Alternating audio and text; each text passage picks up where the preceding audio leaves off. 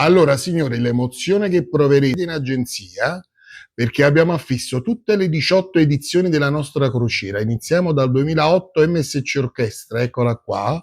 Poi passiamo appresso alla seconda edizione che facemmo nel 2009 con Antonello Rondi, Monica Sarnelli e Mario Maglione. Poi andiamo appresso sempre con Lucia Cassini, Francesca Marini, Antonello Rondi, Maestro Vitale, Franco Manuele, il professor Postiglione. Poi passiamo con Peppe Barra e Francesca Marini la quarta edizione, la quinta con Sal da Vinci, Francesca Marini, Antonio Siano e Gianni Aversano. Poi alla sesta edizione con Eddie Napoli, professor Scialò, Fiorenza Calogero, poi Enzo Gragnaniello, Romeo Barbaro e Antonio Siano. Poi ottava edizione con il mitico Peppino Di Capri. Poi ancora ritorna Sal da Vinci, Massimo Masiello, Pino Aprile, il grande meridionalista e giornalista, e Francesca Marini. Poi decima edizione con Nino D'Angelo, la facemmo a bordo di MSC Splendida. Undicesima edizione con Maria Nazionale e Francesco Cicchella. Poi Marisa Laurito, dodicesima edizione.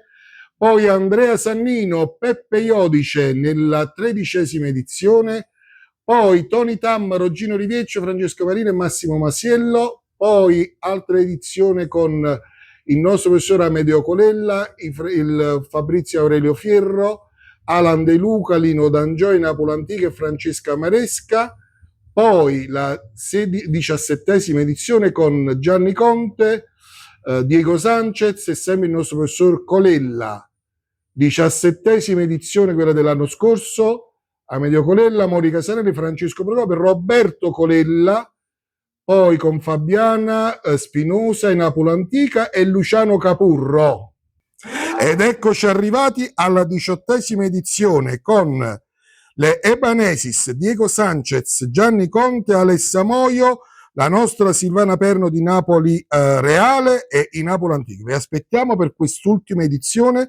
Se venite in agenzia potrete vedere tutti i volantini delle precedenti edizioni. Vi aspettiamo, non aspettate oltre. Un bacio, buona domenica, ciao!